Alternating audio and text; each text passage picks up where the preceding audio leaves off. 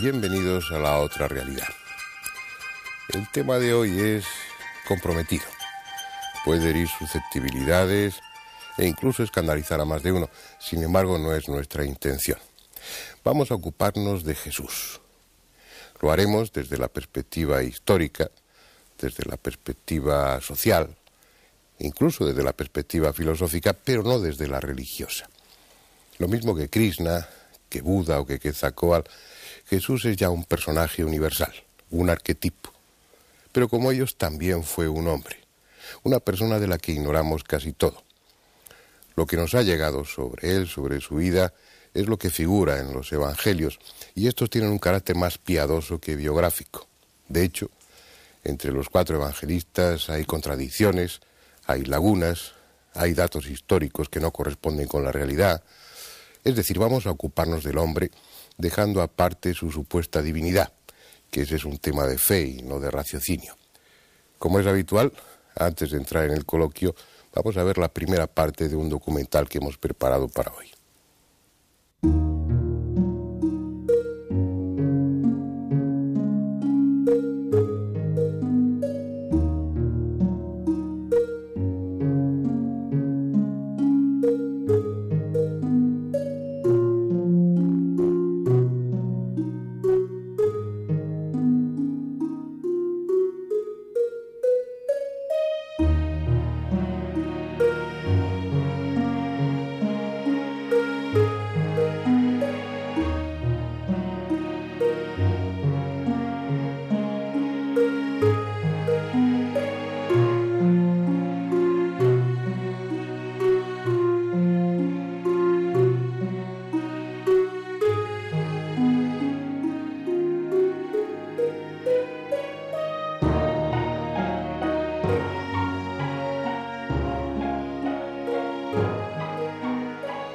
Para la cultura occidental, Jesús es un personaje sobradamente conocido, al menos en apariencia, porque la realidad es que la imagen que de él tenemos nos ha llegado a través de la predicación, de la catequesis y de las clases de religión, sin otra referencia que el relato dejado por los 4 evangelistas, lo que comúnmente se conoce como el Nuevo Testamento.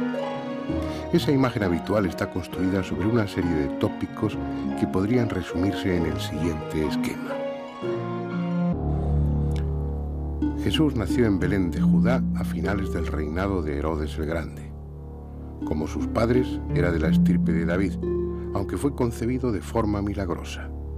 Su madre, María, recibió la visita del Espíritu Santo que la cubrió con su sombra, de modo que quedó encinta sin perder su virginidad. De esa manera Jesús tuvo una doble naturaleza, divina y humana.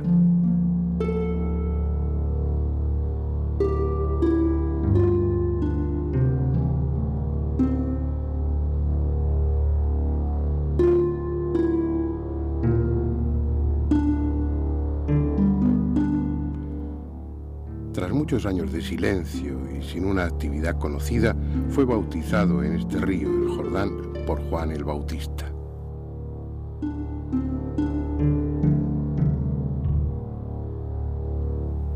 Inmediatamente después se refugió aquí, en el Monte de la Cuarentena, también conocido como Monte de las Tentaciones, a las afueras de Jericó.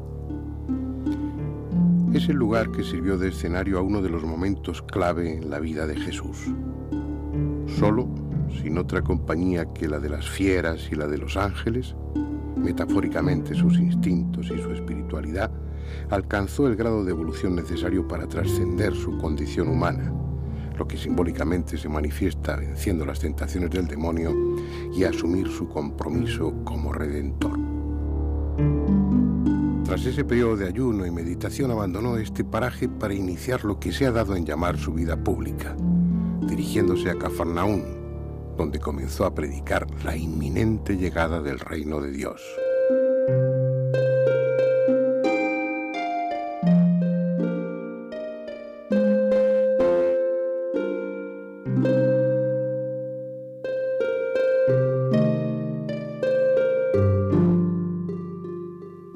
Según lo que de él se nos cuenta en los evangelios, desde los primeros momentos su actividad predicadora estuvo acompañada de la realización de todo tipo de prodigios y milagros, especialmente sanaciones. Leprosos, ciegos, paralíticos, sordomudos, enfermos de toda condición se beneficiaron de sus extraordinarios poderes. Algunos de esos milagros, como el que realizó aquí en Caná, convirtiendo el agua en vino durante una boda, pueden parecer más populistas que necesarios, si es que no se trata de metáforas con un significado más profundo. Otros, en cambio, resultaron especialmente dramáticos, como la resurrección de Lázaro en Betania, que llevaba 4 días muerto y, según el Evangelio de Juan, ya olía mal. Sus poderes taumatúrgicos llegaron a tal extremo que en los pueblos en torno a este lago de Genezaret, el mar de Galilea, sacaban a los enfermos a las puertas de las casas para que él los fuese curando a su paso. Aquí fue también donde caminó sobre las aguas y captó los primeros discípulos, pescadores de peces que dejaron de serlo para convertirse en pescadores de almas. Quizás sea esta una de sus barcas, recogida por los arqueólogos del fondo del lago, hundida precisamente en aquellos años y reconstruida hoy pieza a pieza como un delicado rompecabezas.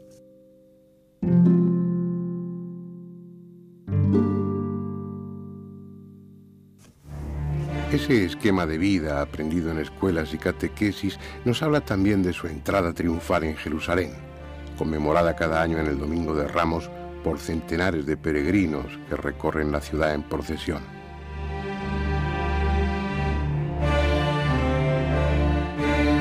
También está en nuestra memoria el pasaje que describe cómo arrojó a los mercaderes del templo, mostrando una imagen de Jesús enérgica, colérica incluso, que contrasta con la de paciente mansedumbre habitual en el resto del relato evangélico.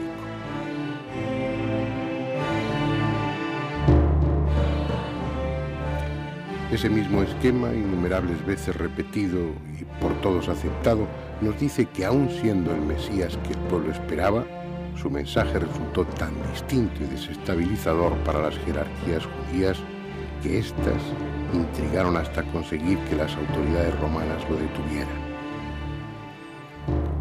La noche en el huerto de Getsemaní, la traición de Judas y finalmente su condena por parte de un gobernador pusilánime, Poncio Pilato, que sin creerle culpable le envió a la cruz para satisfacer a los perversos miembros del Sanedrín.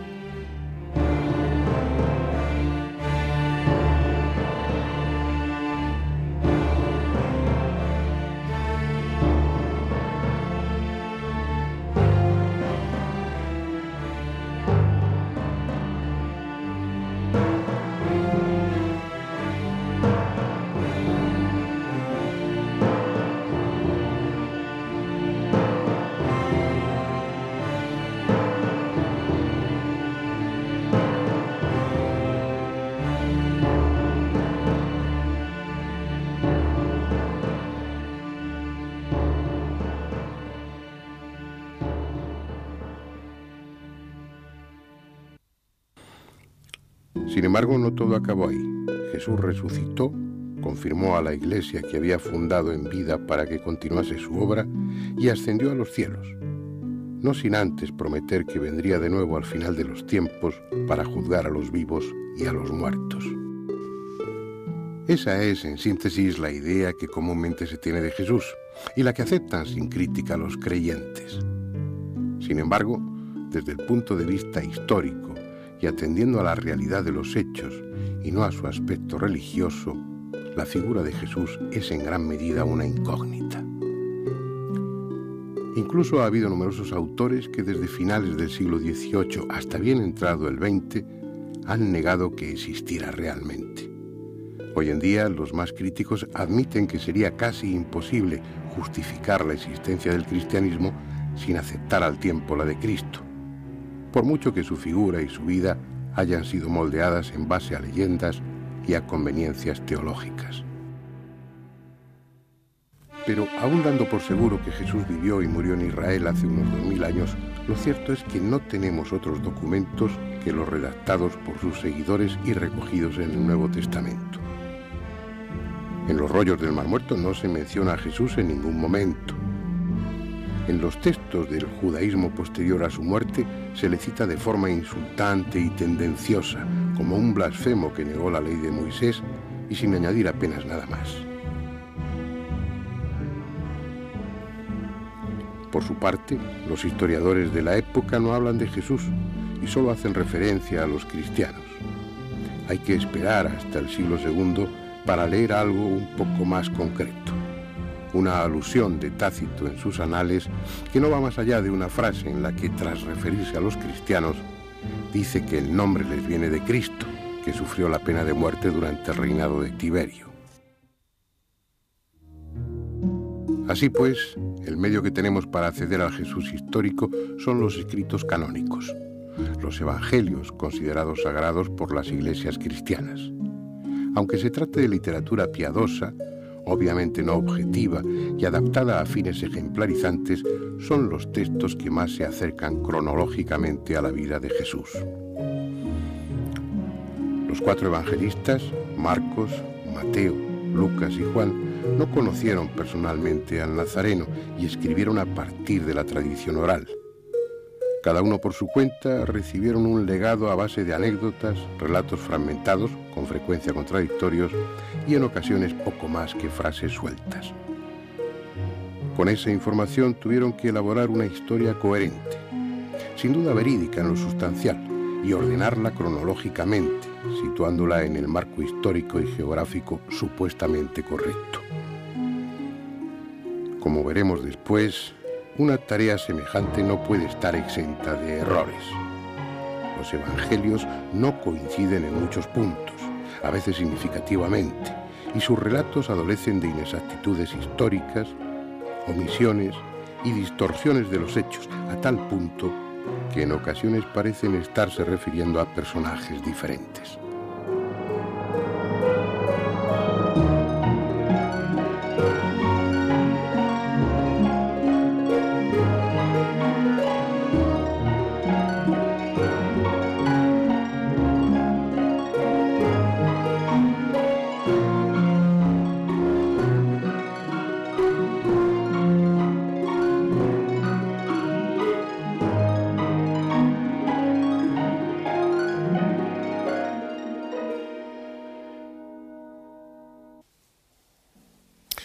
Bien, vamos a ver a nuestros invitados de hoy, comenzando por la derecha.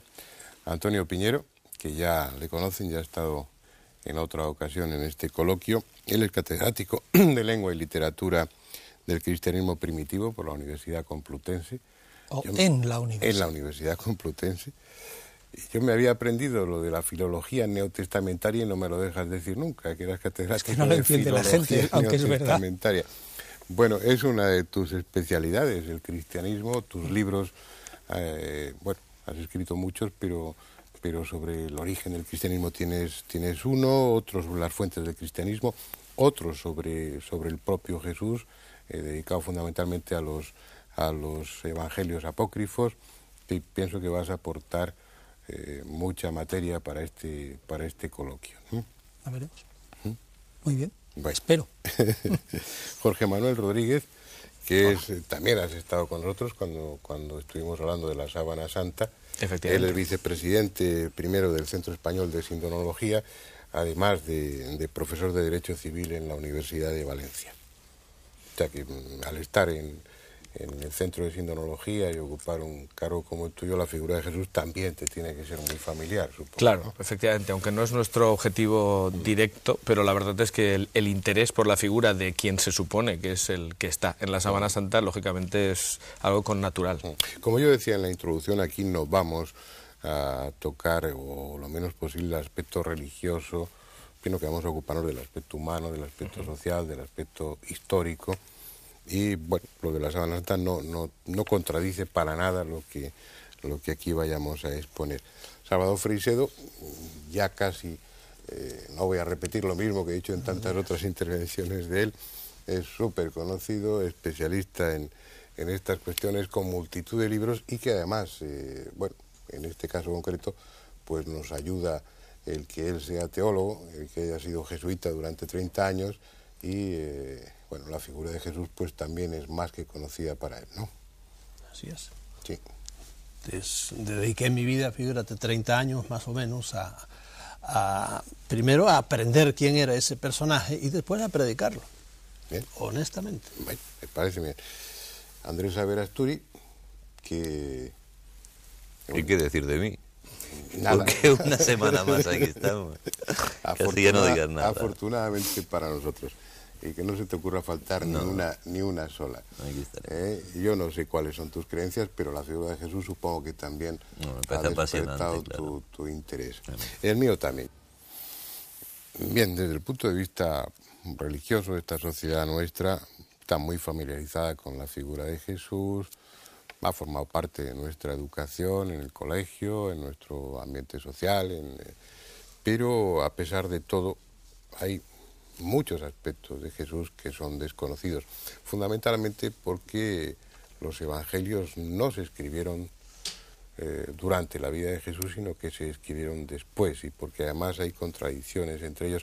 Eso convendría dejarlo claro, Antonio Piñero, tú como experto objetivo en el tema. ¿Es cierto que los evangelios fueron escritos después de haber muerto Jesús?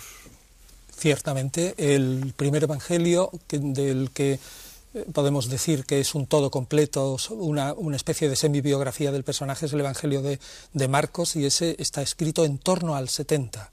En las últimas introducciones al Nuevo Testamento dentro del ámbito católico, digamos que suelen ser las que intentan acercar más hacia el personaje Jesús este escrito, lo más pronto que se pone es en torno al 67-68, pero en general, o sea, 40 años más tarde, es decir, 40 años más tarde. Casi con toda probabilidad, los evangelistas no conocieron personalmente Eso es seguro. a Jesús. Eso es seguro. Es decir, para construir esa biografía de Jesús que figura en los evangelios, tuvieron que basarse en tradiciones, en relatos y en lo que contaron personas mayores que lo habían conocido. Exactamente así, y eso lo dice San Lucas claramente al principio de su evangelio, que él tiene fuentes escritas, una de ellas es el mismo Marcos, y otra que él iba hablando con lo que él llama ministros, y testigos de la palabra, o testigos visuales, y que de ahí sacaba una serie de cosas y él las escribía en orden. Es decir, que él mismo confiesa que él no conoció a Jesús.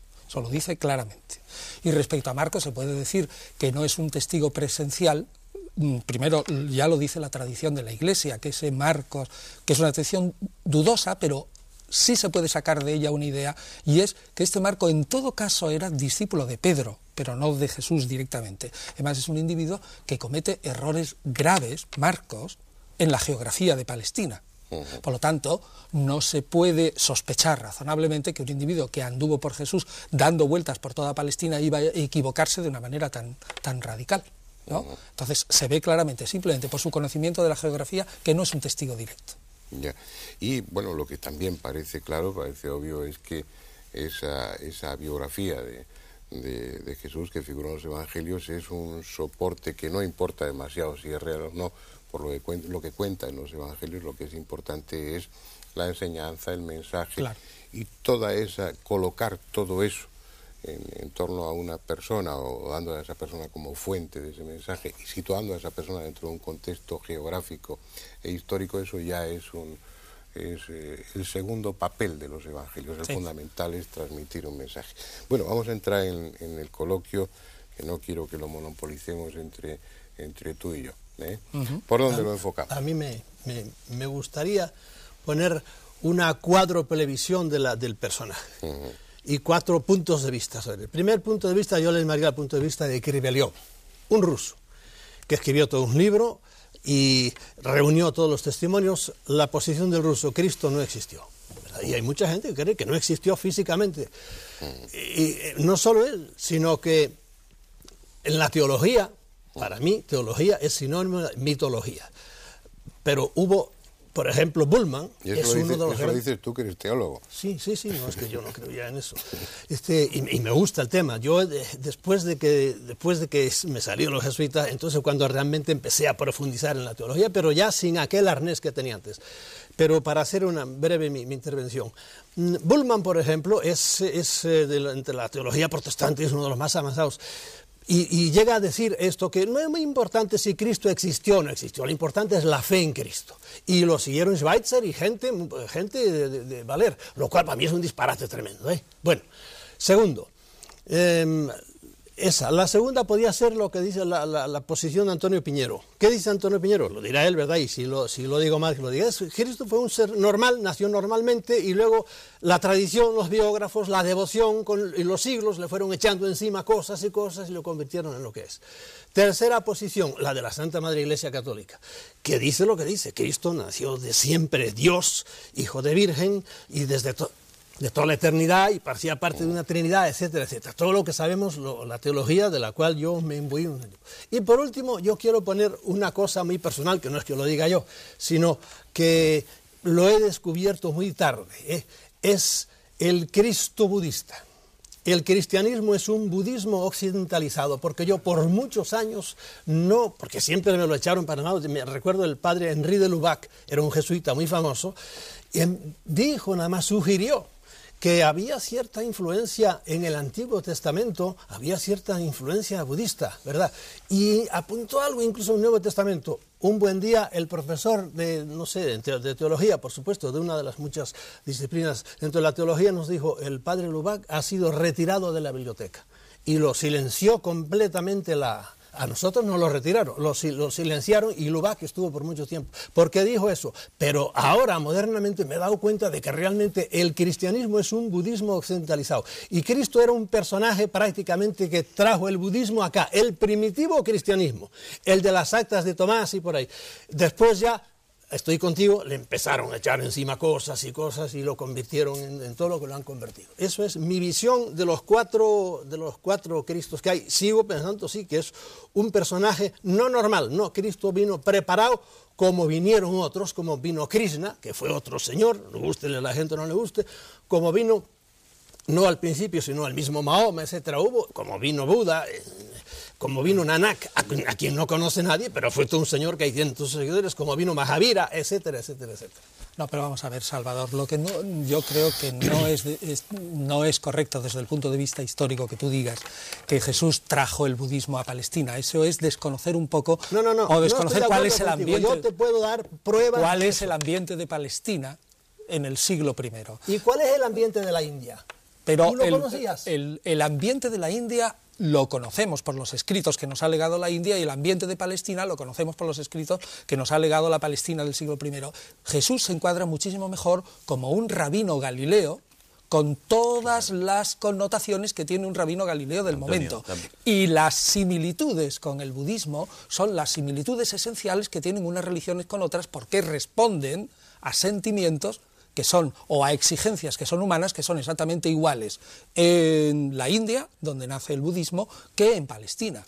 Son similitudes, digamos, casuales o profundas. ¿Tienes documentos para probar directamente, no indirectamente eso?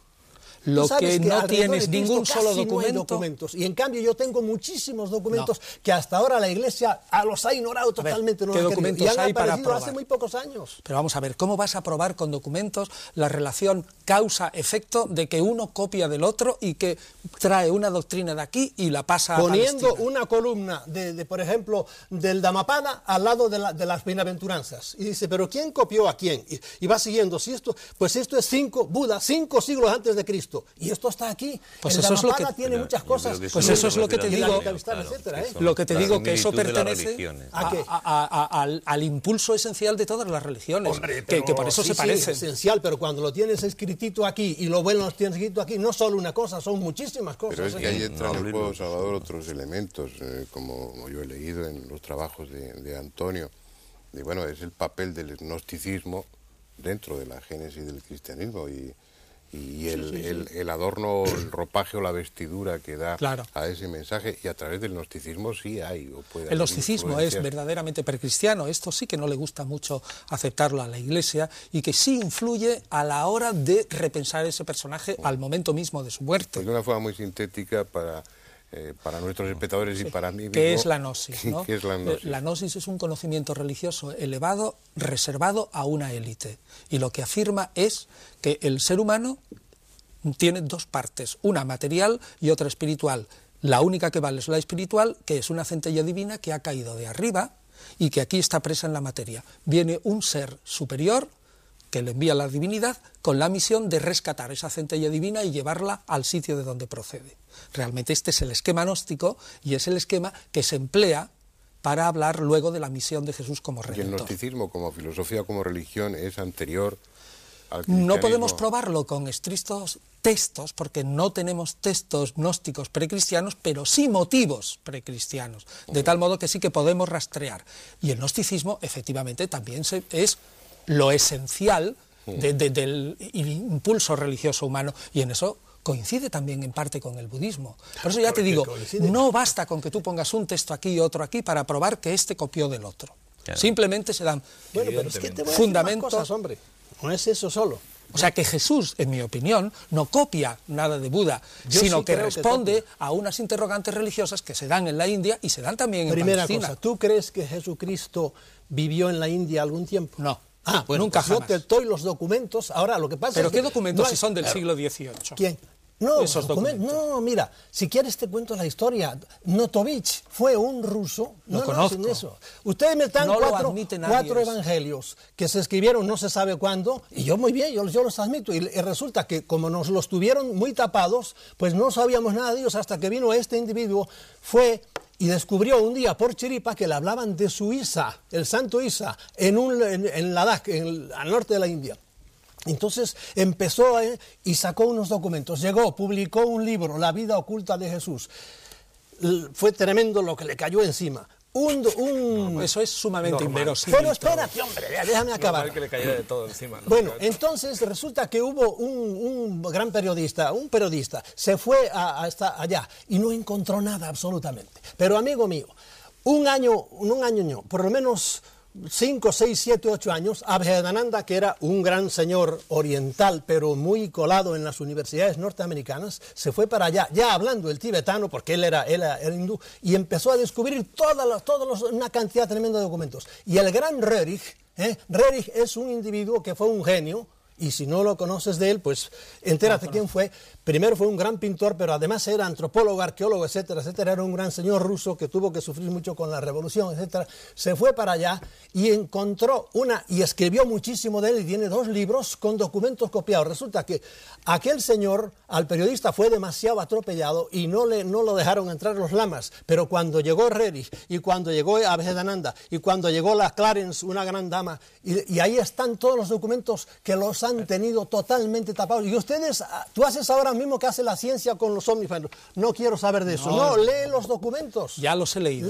Y no me merece. ¿No los has leído nunca? Bueno. Sí, señor. Lo que ha salido en la revista y no me merece ningún respeto. No es revista, ¿Puedo moderador? Venga, tiempo. ¿Puedo preguntar algo? A ver, van a monopolizar ellos el debate. Yo creo que sí. Va a ser muy complicado y aparte estando aquí... No cabe la posibilidad, no por tratar de conciliar 2 posturas, de que no se esté refiriendo a Jesús, sino a otro personaje.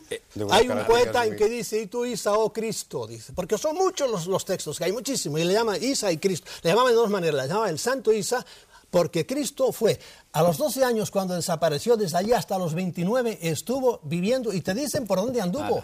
Volvió, lo mataron, y eso consta también, es una especie de paralelo, tan antiguos como los evangelios, antiguos como los evangelios.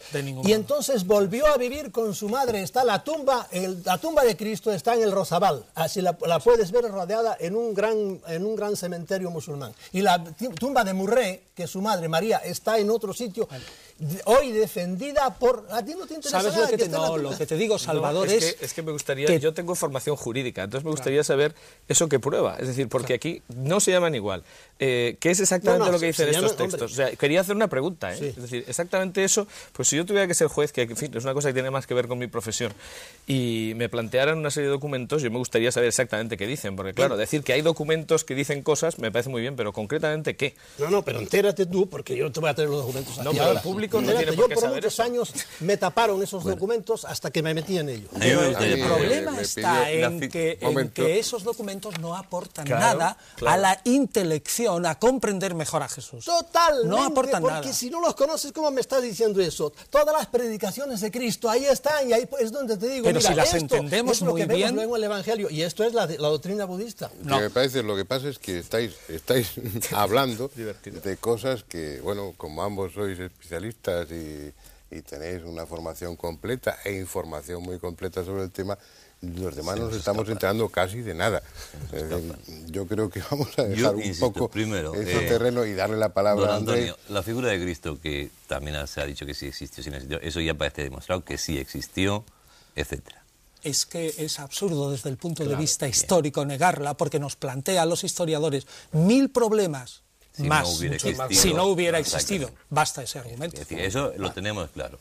Una vez que existió, y entramos en la polémica si viajó, si no viajó, hay un tiempo que realmente los evangelios nos citan, que yo creo que son la gran incógnita de los evangelios, ¿no? ¿Qué ocurre desde el nacimiento hasta la vida, a la que se ha llamado vida pública de Jesús?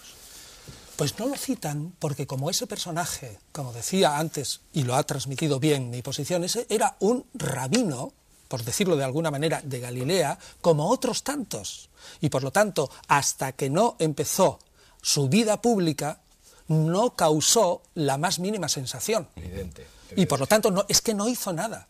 No había nada que transmitir, era como otro sujeto más. Una vida cotidiana normal. Una vida corriente, como hace aquel que va a la sinagoga, se va imbuyendo de los textos sagrados y va reflexionando. O sea, que yo creo que es buscarle 5 pies al gato y que no existe, el intentar sacar de esa famosa vida oculta algo que ilumine la personalidad de Jesús. La personalidad de Jesús se ilumina suficientemente en sus rasgos generales estudiando los testimonios de los 4 evangelios. Y vale. Yo pongo otra vez de nuevo, hay documentos, estudienlos, de los 12, el Notovich escribió el libro Los años perdidos de Jesús y trataron de hundirlo y de hecho lo hundieron. ¿Y sobre qué se basaba? ¿En qué documentos se basaba? Los basaba? Documentos que él encontró en la masería de Emis, en concreto, en Ladakh. Pero es que no solo, él vio él no sabía tibetano, tenía un traductor y se lo fue copiando allí. Entonces, los frailes le dijeron, al principio no se los quería enseñar, los frailes le dijeron, pero esto es una copia, pero hay copias en pali y hay copias en bengalí y hay muchísimas copias Salvador, de los años perdidos. Y si eso fuera tan evidente, no habría una mayor publicidad de todo eso, por mucha fuerza que pudiera tener la Iglesia. Cuando Faber-Kaiser escribió su libro Jesús vivió y murió en Cachemira, fue a hablar al cardenal y dijo, voy a publicar esto. Y Faber-Kaiser, y me lo dijo a mí, creo que lo publicó en la cosa, dijo, por favor, no hable de eso, le dijo el cardenal, claro, porque esto a nosotros nos pone patas arriba. Vamos a ver, Salvador, mira, antes decías lo de Lubac. Sí. El señor de Lubac que tú dices que lo apartaron es el cardenal de Lubac. La Iglesia jamás apartó a de Lubac. Bueno, eso es una cosa, es el cardenal de Lubac. Y antes no te lo he querido decir. La Iglesia no yo te lo digo, yo fui jesuita, yo tenía una biblioteca, yo te he dicho, a mí me apartaron a mi biblioteca, de modo que no me importa. Vamos a centrar el debate. Este personaje existió. He dicho que de mi biblioteca, a mí me lo dijo, y eso no lo puedes rebatir tú porque eso lo viví yo. A mí me dijeron, el cardenal de los libros del padre de Lubac, como se decía el padre Congar. Y luego le hacen cardenal, ¿no? O sea, lo apartan de la biblioteca y lo hacen cardenal. Anda, pero no, pero sería cuando era cardenal ya. Pero de hecho lo echaron para un lado. Se acabó, los libros de él no. Bueno, pues, es igual, vamos a ver, mira. Este personaje lo podemos dividir en Jesús y en Cristo. Jesús, digamos, es el personaje histórico y Cristo es el personaje en cuanto Mesías, y los cristianos opinan que es Mesías, y todo lo que, en mi opinión, se le echa encima a la figura histórica. Hay un Jesús real del que nunca llegaremos a saber, es decir, cómo vivía exactamente, qué comía, qué vestido llevaba y todo eso, eso no lo podemos saber. ¿Por qué? Pues porque no tenemos ni un solo texto que nos lo diga. Solamente lo podemos adivinar a base de textos parecidos de cómo vivía la gente en el siglo I. Luego hay otro Jesús de la historia, que es más o menos... Palestina, ¿verdad? Cuando él andaba por otro sitio no estaba en Palestina. Pero que, bueno, bien, dejemos eso. Hay otro Jesús histórico... Hay otro Jesús... No pongas con esa... ¿Tú quieres hablar de la síndrome? ¿Tú qué dices tú de la...? De eso hablamos en otro programa, pero... por ejemplo, el documento que dieron los alemanes diciendo este señor que estaba enterrado en esta cosa estaba vivo. ¿Qué dices tú de eso? Pues que no es que lo diga yo, es que todos los forenses que han estudiado el tema dicen que no es verdad. Pero aquellos forenses, ¿verdad? Dijeron que sí, que era cierto, ¿eh? No, pero es que no es cierto. Se dijo en base a... dices tú, yo te digo lo contrario. Bueno, yo le digo, pero yo lo que quiero decir, cuando afirmo algo, intento decir por qué. Que es otra cosa que yo siempre me gusta que la gente diga. No, yo afirmo tal cosa, pero explique por qué, porque tenemos tiempo para hacerlo. Bueno, pues yo intento hacer eso. Es decir, ¿qué se dijo? Precisamente fue el año 39. Hubo alguien que dijo, sangró, luego los muertos no sangran, luego evidentemente estaba vivo. Bueno, lo que pasa es que luego los estudios forenses te dicen, si le dan a uno una lanzada en la aurícula derecha, efectivamente ahí sí hay sangre en una persona muerta, por tanto no hay ninguna contradicción. Y por otro lado, se puede distinguir perfectamente entre el líquido pulmonar, por ejemplo, que sale, o la sangre de zonas que ha sangrado estando vivo y estando muerto, y se puede distinguir perfectamente. O sea, esto no está en discusión. Eso se dijo el año 39, cuando se había estudiado muy poco, y de las Sábanas Santas tenía una foto más o menos potable, la del año 31, y una muy antigua de lejos, de 1898, y no se había estudiado prácticamente nada. O sea, los estudios del año 78 y las fotografías posteriores y todo coinciden, o sea que eso no se puede discutir. Es decir, eso de que estaba vivo es una afirmación que contradice un hecho. Volver otra vez al eso tema dices tú, y yo te digo que no es así, porque después del año 39 es el documento del que te estoy hablando yo, mucho después del año 39. Pues ya se había hecho. Vamos a volver al tema de Jesús, porque me parece mucho más apasionante. Estoy dando un poco de cuerda, en el mejor sentido de la palabra, en esta primera parte. En la segunda voy a mostrarme un tanto violento para llevaros a un cauce que nos sirva a nosotros y a los espectadores para entender algo más sobre la figura de Jesús. La primera incógnita sobre el Jesús de los Evangelios es la de su nacimiento. No sabemos cuándo nació. Mateo dice que fue en tiempo de Herodes. Afirma que fue cuando el censo de César Augusto, siendo Quirino gobernador de Siria. Pero lo cierto es que Herodes murió en el año 4 antes de nuestra era y el censo fue en el año 6 o 7 de esta era. Es decir, hay 10 u 11 años como mínimo entre ambas fechas. Uno de los dos, Mateo o Lucas, se equivoca, si es que no se equivocan uno y otro. Tampoco es cierta la matanza de los inocentes por orden de Herodes. Histórica y socialmente es un puro disparate. Los evangelistas fabricaron piadosamente un nacimiento rodeado de circunstancias extraordinarias que fuesen acordes a la grandeza del personaje. Lamentablemente no se pusieron de acuerdo al hacerlo, y además de no saber cuándo nació Jesús, ignoramos a ciencia cierta dónde.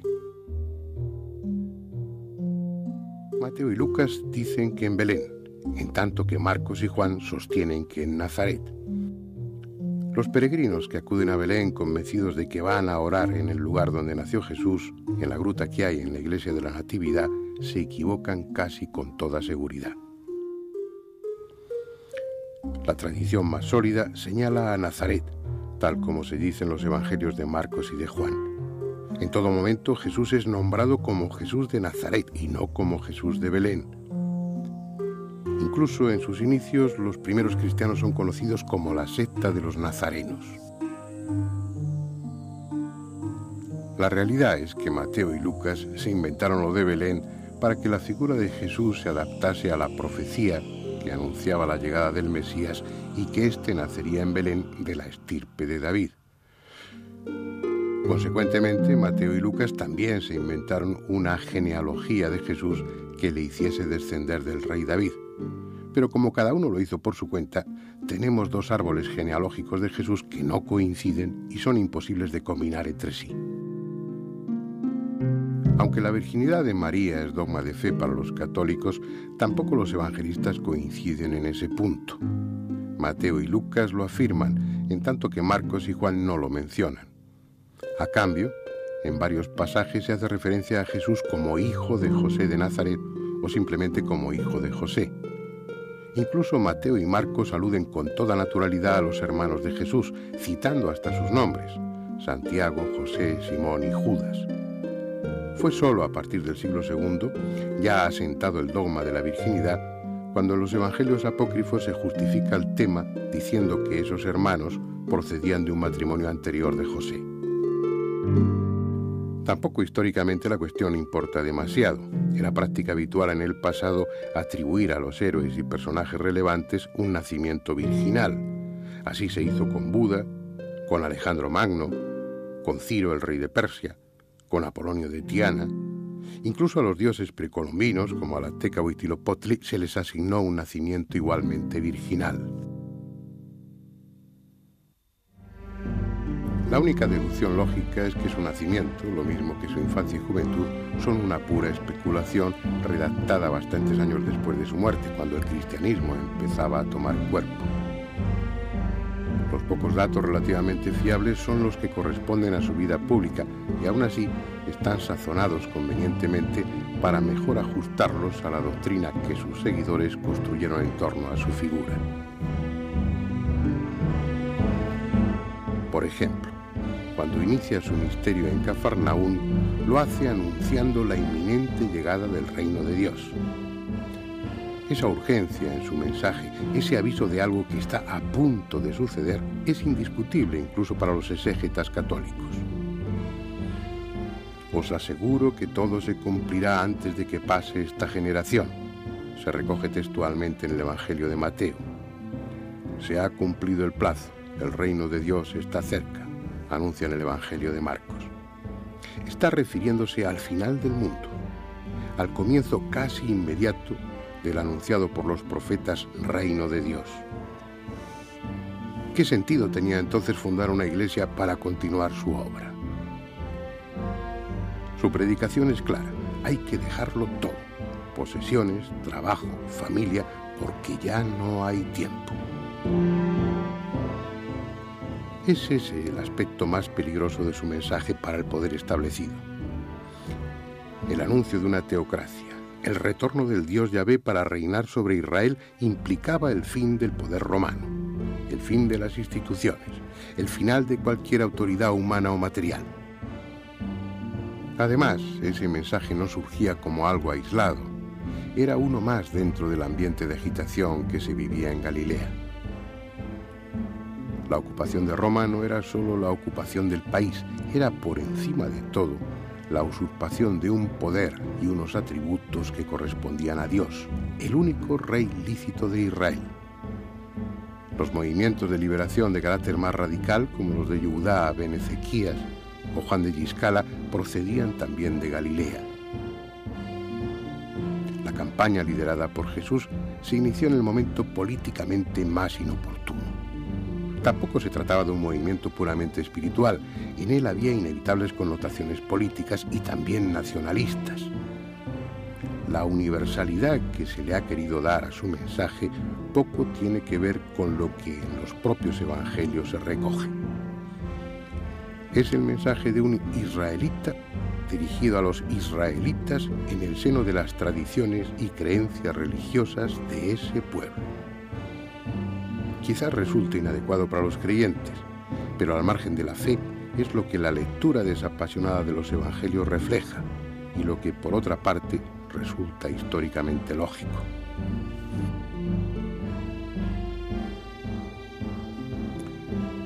Otra cuestión debatida dentro y fuera del ámbito religioso es si Jesús fue o no esenio. Los manuscritos del Mar Muerto, encontrados en Qumran, retratan a su fundador, el maestro de justicia, con perfiles muy parecidos a los de Jesús. Ambos se sienten profetas y guías de un grupo selecto, al que preparan por la penitencia para la venida del reino de Dios. Ambos son celosos de la ley mosaica. Ambos se enfrentan contra ciertos estamentos del judaísmo oficial. Ambos tienen un esquema dualista de la vida espiritual, reducida a la lucha de Satán contra Dios.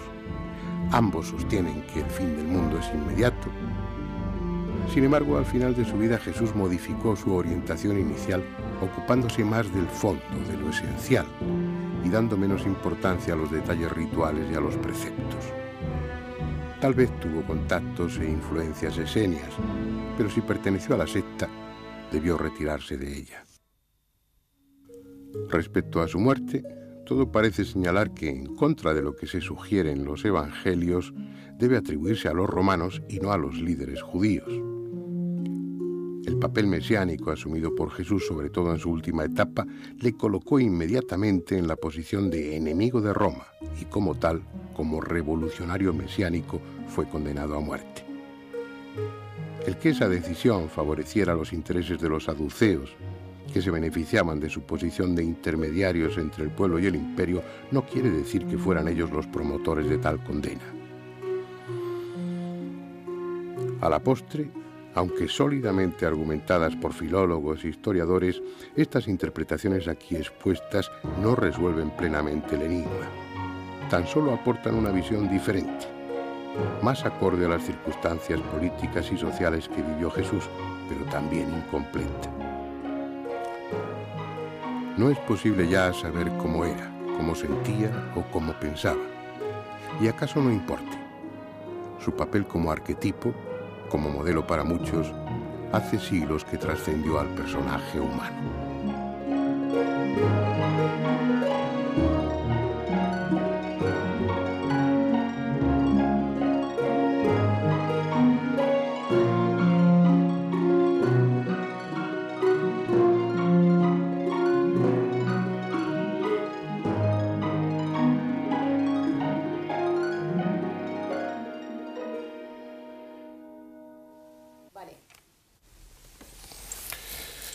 Bien, y ahora sí, la pregunta, Antonio, o pues quien quiera, o Jorge Manuel, o Salvador, ¿quién sabe de la familia? Bueno, lo primero ¿qué es, dicen los textos?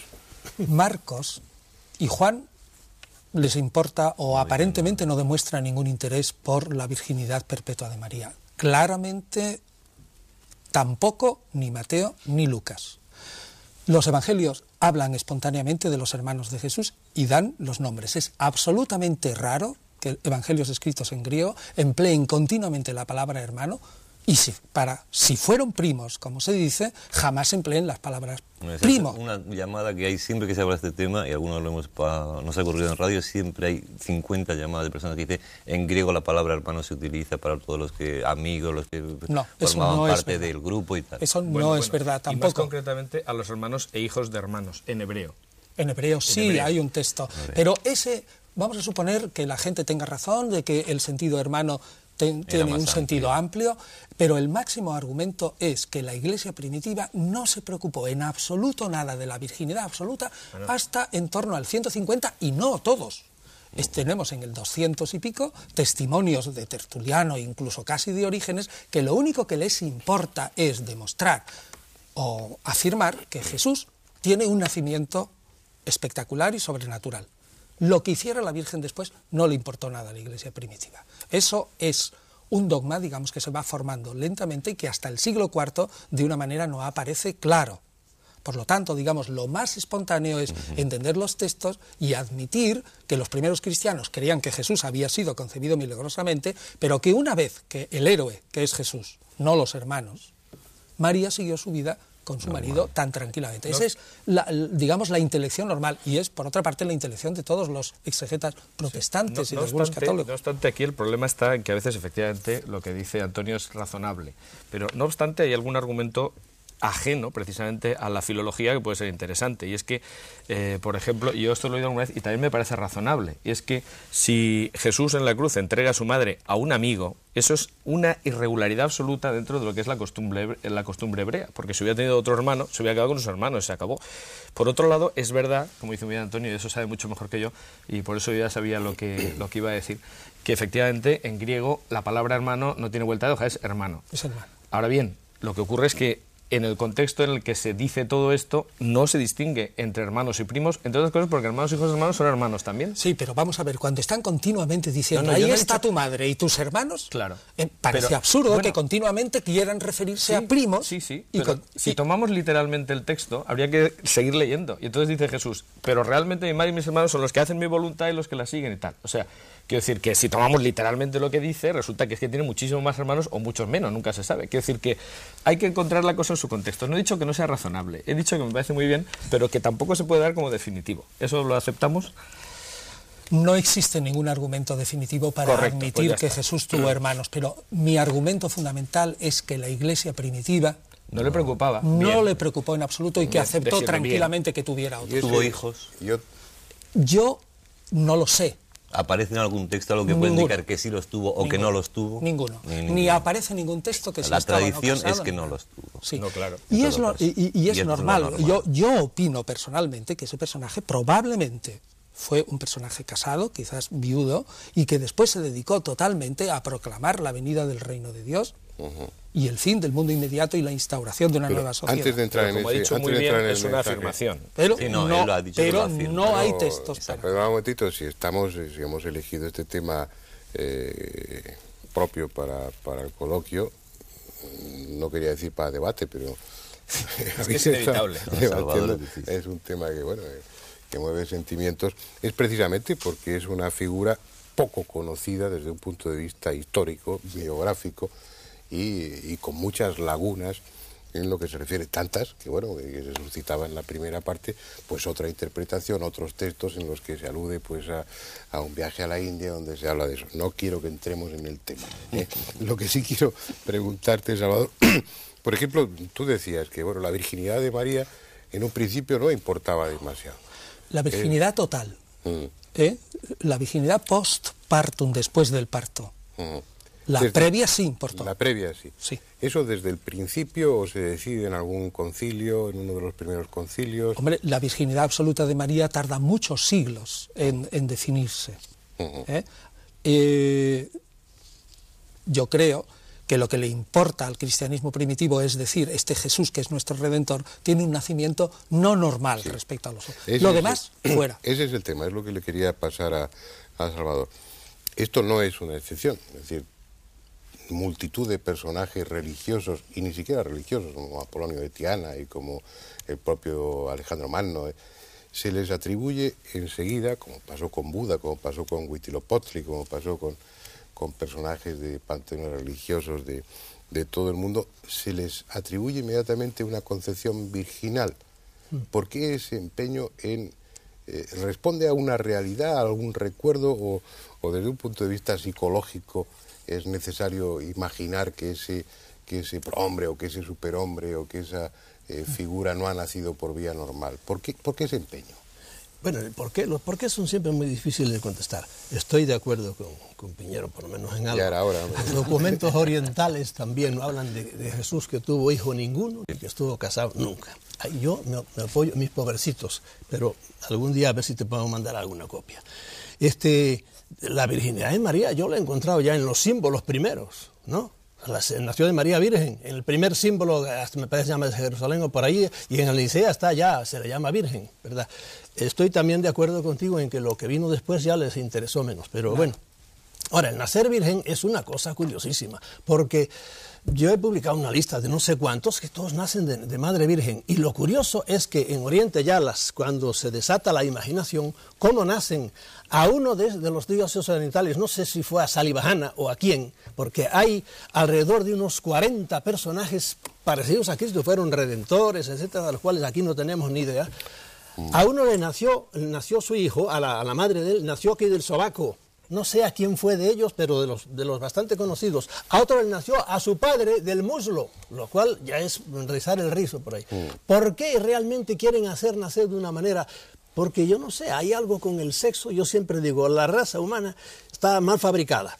Y hay cosas que han dejado sueltas y entre ellas es el sexo, ¿verdad? Y el sexo, en el budismo, por ejemplo, el sexo también se mira igual que en el cristianismo. Hay una especie de rechazo y los monjes budistas todos son también célibes, etcétera, etcétera, etcétera. Los porqués yo no lo sé. Yo creo que son la necesidad de hacer un tipo extraordinario, ¿no? De no hacerlo igual que los demás. Todos nacemos, entrar de una forma distinta en el mundo, que no es tanto la preocupación, seguramente. Luego la sexual sí que es posterior. Porque implica en sí mismo una contradicción. Estamos hablando de limpieza, de que es algo que se le añade al personaje después, y estamos hablando de una época de muchos años en la vida de Jesús en concreto en la que no se sabe prácticamente nada de él. Es que he visto... Si realmente objetivamente hubiera nacido una madre virgen, habría sido famoso desde ese momento de su nacimiento. El caso habría sido comentado en todo el mundo. Eso es antiguo. uno de los principales argumentos. El nacimiento de Krishna es casi igual, y eso sí también, eso hay documentos, también, ¿no? Casi exactamente igual que el de Krishna. Que hizo la Virgen de Baki, etcétera, etcétera. Por eso hablábamos, yo hablaba en la introducción de que es un arquetipo, es algo que encuentras en muchas culturas. Muy parecidos, es una imagen del Redentor, es la imagen de un hombre que viene a revelar unas enseñanzas, a dar un mensaje, que es un mensaje de esperanza, mezclado también con el catastrofismo, pero es casi una constante en todas las situaciones. Y coges a Quetzalcóatl y puedes establecer una similitud, un paralelismo con la figura de Jesús. Coges a Krishna también y coges a otros muchos personajes religiosos del mundo que lleva muchos miles de años. Me está dando aquí. ganas de contar un chiste. Quiero decir que... Pues puedes contarlo, mira, sí, aliviamos el... En fin, no sé si... Espero que nadie se lo tome a mal. Ayer, hablando precisamente de que iba a intervenir en un programa en el que, lógicamente, iba a salir la historicidad de Jesús, alguien me dijo una cosa que no me resisto a contarla, y es los paralelismos que existen entre el Cid y Franco, con perdón, ¿no? Es decir, porque resulta que... No, con perdón de si... Es decir, yo Franco no suelo mencionarlo mucho, ¿verdad? Pero, en fin, es decir, porque... Claro. No, claro. Porque y es curioso, pero lo voy a repetir porque me hizo mucha gracia. A lo mejor nadie más le hace gracia, pero este amigo me decía, si te das cuenta, hay un paralelismo clarísimo entre la figura del Cid y Franco, hasta el punto de que dentro de 2000 años alguien podría terminar pensando que es una reelaboración entre uno y otro. Y entonces yo dije, hombre, eso no puede ser. Me dijo, sí, fíjate, fue proclamado en Burgos. Eso es, lógicamente, algo que se ha tomado de la figura del Cid. Se casó con una asturiana, exactamente lo mismo que el Cid. Sus nietas emparentaron con pretendentes al trono de Francia, exactamente igual que el caso del Cid. Hay del Cid referencias a que los moros le llamaban, y hay textos escritos que le llaman el perro gallego. Esto lógicamente está tomado y se ha elaborado la figura de Franco a raíz de esa otra. Es decir, que haya paralelismos, pues es muy interesante, la verdad es que puede ser muy curioso, pero como elemento de prueba, la verdad es que es un poco... Se tiene que quedar ahí, ¿eh? No, hombre, yo lo que creo que es complicado es analizar, primero en el siglo XX, con nuestra concepción, la figura de Cristo, del nacimiento de Cristo. Es decir, y me consta, ¿no?, que hay muchas mujeres creyentes que ahora mismo les cuesta mucho ver ese sentido despectivo que tiene el tema de la virginidad o de la no virginidad. Es decir, ¿por qué se va a manchar una persona por el hecho de nacer de mujer? Entonces eso plantea, pues hombre, en gente dice, es que no es serio, ¿no? Igual que ha planteado durante el celibato como una situación mejor que la de la familia durante muchos años en la Iglesia, que ya lo está equilibrando un poco. Y segundo, es muy difícil hablar de Jesús fuera de la religión. Yo comento que es un esfuerzo que tendremos que hacer en este debate, o que estamos haciendo, pero es muy complicado intentar explicar la figura histórica de Jesús al margen de la fe de cada uno, porque yo diría, muy difícil, ¿no? Creo que ahí has dado justamente en la clave. Claro. Afirmaría que la figura de Jesús solo se puede comprender por aquella persona que se meta profundamente a estudiar la sociedad, la política, la religión y la economía de la Palestina del siglo I. Como no lo enmarques en ese sitio, no entiendes a ese personaje. Y ese es el problema de la Iglesia posterior, que lo que hacen es añadirle a su coleto sus propios huecos con la figura de Jesús, inventándose cosas. Inventándose un montón de cosas. Y solo se entiende bien ese personaje cuando lo encuadras ahí. Y hay que estudiar un montón de historia de Palestina. Claro. Si yo tengo algo que decir de eso. A mí me interesa mucho menos quién fue la madre, si tuvo hermanos por ahí, qué fue lo que dijo y cuáles son sus enseñanzas. Si es un hombre bonito, pero me enseña disparates, como es, por ejemplo, para mí, muchos dogmas cristianos son disparates, pues lo digo honradamente como lo pienso, ¿verdad? Pero son los pues dogmas, entonces digo, muy bien, sería. Salvador, ahora, creo que se nos va a quedar en el aire la pregunta principal. ¿Cuál es la pregunta principal? A ver. ¿Es Dios o no es Dios? Y ahí entraríamos en qué es Dios. Ese no es el tema del debate. Eso no es el debate. En la introducción... Óyeme, si a un individuo que dice que es Dios me le quitas eso para nada, vamos a estudiarle. Bueno, si quiere muy bien, la cara que tenía ahí por ahí, perfecto. Nunca dijo que era. Estamos hablando de la figura humana. Él nunca dijo que era. No, yo no me meto nada.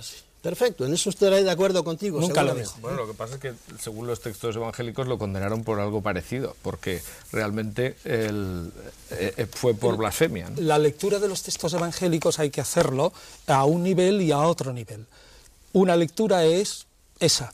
Le condenaron como, digamos, un individuo que fastidiaba a un modus de pensar judío, pero el mismo texto evangélico te dice claramente, en cuanto bajas un poquito y lees entre líneas, pero muy poco, que lo que condenaron fue por ser revolucionario contra un poder establecido que era el romano. El problema que tengo yo con esto es que eso es una interpretación. No, ahí no hay ninguna interpretación. Si no lo pone el texto... Lo pone el texto. Y lo pone el texto claramente, que es condenado por Poncio Pilato como rey de los judíos. Lógicamente. Y eso es una acusación estrictamente política. Lógicamente, pero también hay que tener presente que a Poncio Pilato le importaría un pito que si le decían que era Dios, porque Poncio Pilato admitía la existencia de dioses diversos. O sea que, lógicamente... Pero si es que jamás le condenan por decir eso. Bueno, claro, la autoridad romana, pero la autoridad judía, desde luego, no le resultaba indiferente. Es decir, en un momento en el que solamente citar la palabra de Dios ya era blasfemo, no se podía decir, la verdad es que, quiero decir... No es tan raro, ¿no? Es decir, y el texto lo que pone es eso. Otra cosa es que uno interprete que eso no fue la causa. Yo creo que ahí hay una gran confusión. Políticamente incorrecto en su época, incluso. Políticamente incorrecto, claro, lógicamente, y claro, el era un juicio mensaje ante muy los romanos tiene que ser que decía que había que adecuado a su mentalidad. Aunque fuera sábado, buscar el cordero y todo aquello, se pegaba de bofetadas con todos sus colegas, en el caso de que fuera rabino y todo lo demás. Pero a los romanos les daba igual eso, no podían condenarlo por eso. Yo creo que claramente los romanos no se implican y le condenan a muerte por política, porque era un problema para... Que es la acusación que se puede utilizar en ese momento, porque es que pero tampoco no se puede utilizar por otra. decirse Dios, le condenan por político. Lógico, pero no por razones políticas. Estamos hablando de la muerte, estamos hablando de las causas de la muerte, de las circunstancias. Ni siquiera tenemos claras las circunstancias del nacimiento. Yo no sé si nació en Belén o nació en Nazaret. No, ese es el problema de Jesús. No sé si realmente venía de los fariseos o no sé. Pero fíjate, Antonio, que ese es el problema de Jesús y de todos nosotros, porque yo recuerdo el artículo de Fernando Jiménez del Oso sobre el Belén en las pasadas Navidades, el disparate que es un Belén, que es un poco la idea elemental que podemos tener todos los cristianos ahora mismo. Entonces, toda la serie de incongruencias que se ponen en un Belén, desde los cerditos, creo que hablabas tú de los cerdos para allí pastando, lo del empadronamiento, todo eso, la religión que sabemos, la leyenda, no lo sé cómo llamarlo, ¿es cierta o no es cierta? No. Hubo un empadronamiento, degollaron a todos los... Nada de eso es probable históricamente. Bien, me alegro mucho que hayas dicho probable. No es probable antes históricamente. Has hecho una afirmación demasiado fuerte y es a la que he reaccionado. Eso nunca lo dijo, no lo sabemos. O sea, si no sabemos otra cosa tampoco podemos saberlo. No, y probablemente... Pues probable, venga, eso lo admito. Verás, lo primero es muy verosímil que naciera, como tú dices, en Nazaret y no en Belén, y que más tarde... como ya existe la idea de que él es el Mesías, y hay una tradición, porque hay otras, ¿no?, sobre todo fundada en el profeta Miqueas, en el capítulo 5, de que el Mesías ha de nacer en Belén, se le hace nacer en Belén. Pero lo más probable es, conforme a la manera de nombrar a un personaje en la época, es que ese personaje naciera en Nazaret. de Nazaret y los nazarenos, era como etcétera. Se llamaba la Bien. secta. Segundo, respecto a lo del censo, hoy no hay absolutamente ningún historiador que no afirme claramente, fíjate, y a un católico, que Lucas se equivocó. Es decir, todos admitan... Qué difícil es eso. Todos admiten en general que Lucas se equivocó en 10 años en lo del censo. Sí, bueno, pero eso es una prueba diabólica. Decir que una cosa no existe es imposible de probar. Es decir, pruebe usted que no ha estado en tal sitio, uno puede probar que ha estado en un sitio. Lo que podemos probar es por toda la historia del Imperio Romano que no hubo 2 censos de Quirinos, sino uno solo. Y el único que se hizo fue en el 6 después de Cristo, es decir, probablemente de 10 a 12 años. Es que hay una incongruencia, por lo poco que yo sé. Es decir, no puede ser del tiempo de Herodes y al mismo tiempo del tiempo de Quirino. No puede ser. Sí. Son dos cosas que está claro, eso está claro. Ahí hay un error claro. En lo que referíamos eso es una afirmación, claro. No es una afirmación. Esto es un estudio de los textos. Dicen los evangelios, y además todo el mundo está de acuerdo, que nace en la vida de Herodes el Grande. Herodes el Grande muere el 4 antes de Cristo. Sí. Y Quirino es gobernador a partir del 6. A partir del 6 después. Es decir, como mínimo 10 años más tarde. Oye, que también Marcos se coló en lo de Salomé. Eso es lo que decía, ¿no? Si es que me he interpretado al revés lo que quería decir. Bueno. Si todo eso en el fondo no tiene ninguna importancia. Tampoco tiene importancia. Por eso estamos hablando del aspecto humano, histórico y demás. Yo creo que lo que importa en un personaje, que es lo que dejamos al margen, un personaje como este, es el mensaje, que esa es otra historia, no entramos en ello. No entramos. Todo esto sería lo frívolo, lo anecdótico de Jesús. Lo realmente importante para el creyente, pues es lo que él dijo, para... Nosotros lo estamos contemplando no desde la perspectiva del creyente, sino desde la perspectiva histórica, desde la perspectiva biográfica y social y todo lo que es importante desde esa perspectiva histórica es decirle a la gente que desde el momento de la muerte de Herodes el Grande hasta el año 60 aproximadamente, que es cuando ya se gesta la gran revolución de los judíos contra los romanos, hay por lo menos 12 mesías. Claro. Como mínimo 12. Claro. Y que los judíos vieron a Jesús como uno más dentro de esos 12. Claro, y lo interpretaron, pues digamos, pues un personaje ¿Y más. por qué alcanzó esa relevancia? Eso Estamos es. hablando de una Galilea, estamos hablando de una Palestina, estamos hablando de un contexto geográfico e histórico en el que el mesianismo está ahí vivo, latente, y están surgiendo presuntos mesías cada continuamente, de Juan de Marsala hasta no sé cuántos. ¿Y por qué cuaja la figura de Jesús? Ahora, me dejan otra vez poner Ese es el gran mi problema. punto de Esa es la vista pregunta. herético. Ahí entran, yo de nuevo tengo que ver gente de arriba, somos una granja y alguien lo seleccionó, tú para arriba, y entre los 12 agarraron, no estén de acuerdo conmigo ahora, yo sí lo creo así, y cogieron ese y lo levantaron para arriba y se acabó. Como ha pasado con otros señores en otras religiones, hubo también sus discrepancias entre los fundadores y por ahí de repente uno es el que se va para arriba, porque alguien lo coge y lo levanta para arriba. Es un punto de vista muy personal y si quieres muy herético. Quiero desdecirme, por si se me entendió antes algo de lo que dije, las cosas que Jesús nos dijo no fueron disparates, no, más bien decía cosas mucho más de acuerdo con el hombre que quiere evolucionar.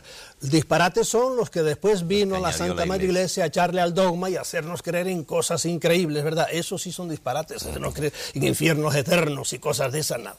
Yo creo que Cristo nunca habló nada de eso. Bueno, Es decir, no lo sabemos. Eso sí que es una prueba. Eso está probado que no hablo nada de eso. Bueno, Sí, no lo hablaba sabemos. de la guerra y todas esas cosas por ahí, pero bueno, eso son maneras de hablar ahí. No lo Hay sabemos. más de Como 40 como lo citas, dice la Iglesia, todas definido interpolaciones, como... pero hay más de 40 citas en los Bueno, evangelios. me he perdido, no sé de qué estáis hablando. No, estamos Sí, a todos hablando los de si espectadores Jesús, por tampoco. ejemplo, creía o no creía en un infierno eterno. Y yo estoy convencido de que sí creía, porque entra dentro de la mentalidad de los judíos de la Palestina del siglo I. Probablemente Pero como creía. yo no lo pongo a él en esa mentalidad, sino que más Sí, bien no, en la eso es una mentalidad afirmación. budista, pues Bueno, no. pero te sales totalmente de la historia. Totalmente, claro. Bueno, de la historia vuestra. Vale, de acuerdo. Historia vuestra. Bueno, ¿y por qué cuaja la figura de Jesús? Mira, eso Entre es esos 12 mesías. pero eso es un problema que realmente Es lo que tampoco todavía seguimos estudiando.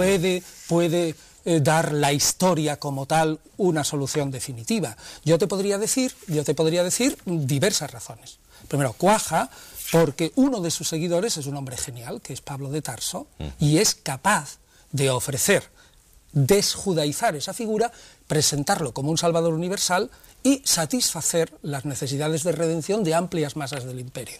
Segundo, cuaja esa figura porque el grupo que le sigue reinventa la seguridad social. Es el grupo que mejor protege a sus huérfanos y a sus viudas, y meterse dentro del cristianismo era un seguro. Tercero, cuaja también porque tiene un talante literario maravilloso. Magnífico. Maravilloso. Es decir, que la predicación sobre los evangelios se hace fácil, porque los evangelios son una lectura bonitas y fantástica. Y cuarto, sobre todo, porque la reinvención de la doctrina de Jesús en los primeros momentos se acomoda perfectísimamente a lo que en ese momento se demandaba la sociedad. Hay ahí una operación de marketing religioso consciente o inconsciente, que es un éxito. Ahora, otras razones más profundas, bueno, pues el creyente dirá que es el Espíritu Santo, pero la historia no puede meterse en eso. Vamos a ir centrando, ya nos vamos acercando a los últimos minutos. Perdona, Jorge Manuel. Primero, no está claro, no vamos a resolver las cuestiones aquí, es completamente imposible porque, pues bueno, han ocupado mentes muy preclaras y durante muchísimo tiempo y no lo han resuelto. Pero no sabemos si nació en Belén o nació en Nazaret. No sabemos si nació en tiempo de Herodes o en tiempo de Quirino, del gobernador de Siria. No sabemos, obviamente, si tuvo hermanos o no, y estoy hablando históricamente y documentalmente de lo que podemos saber o no podemos saber. Pero hay otra historia que se nos ha vendido siempre, y es Jesús era el bueno y los judíos los malos. Y bueno, una exégesis, un estudio tanto riguroso o mínimamente riguroso viene a decir que no, que Jesús formaba parte del pensamiento judío, del pueblo judío, y que probablemente ocupó un lugar dentro de la jerarquía de los rabinos Vale. Lo cual es, ¿Eso es así, tal como lo estoy diciendo? Hombre, luego es mucho más probable eso que cualquier otra elucubración, claro, lógicamente. Claro. Es decir, eso encaja. Sin embargo, yo, quisiera decir una cosa, que a lo que estabas diciendo tú antes de que triunfó porque realmente, pues, filosóficamente, pues, encajaba muy bien, la verdad es que relativamente, porque la muerte no encaja para nada. Es decir, el Antiguo Testamento dice, maldito el que cuelga del madero. para los hebreos era absolutamente inadmisible predicar la muerte. Pero no, y para los judíos era blasfemo desde todos los puntos de vista. Pero no entonces, para las grandes masas del imperio, donde la figura del Redentor muere y resucita. Pero todo el contexto en el que se desenvuelve la figura y todos los primeros seguidores y todos son judíos.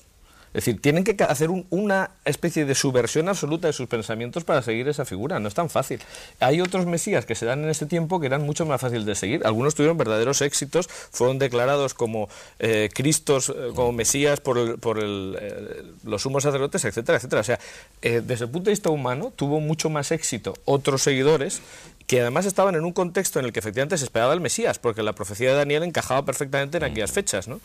Y a partir de ahí, pues hombre, es realmente raro pensar que este triunfara porque tenía cartas a favor, pero tenía algunas en contra que eran realmente pasmosas. Ya, pero lo que dice Andrés es cómo triunfa dentro del imperio. Al principio tú te refieres al mínimo núcleo de seguidores judíos, pero cuando triunfa es precisamente cuando se desjudaiza. Exacto.